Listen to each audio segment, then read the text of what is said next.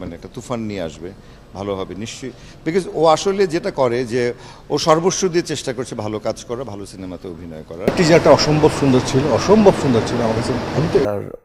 আর heroism তো অসাধারণ, তাকে আর হিরো বলতে হয় না, ওকে দেখতে হিরো দেখা যায়। Probably I'm working with the superstar of the last superstars.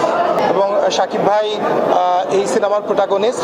Well এখন বাংলাদেশের চারিদিকে ছড়িয়ে পড়েছে শাকিব খানের জয় জয়কার। শুধু যে বাংলাদেশে তা নয়, দুই বাংলার মানুষের মনের মধ্যে একটাই নাম বর্তমান সময়, শাকিব খান। সিনেমা প্রেমী মানুষদের কাছে একটাই অ্যাকশন হিরো এখন বর্তমান সময়ে, সেটাও শাকিব খান।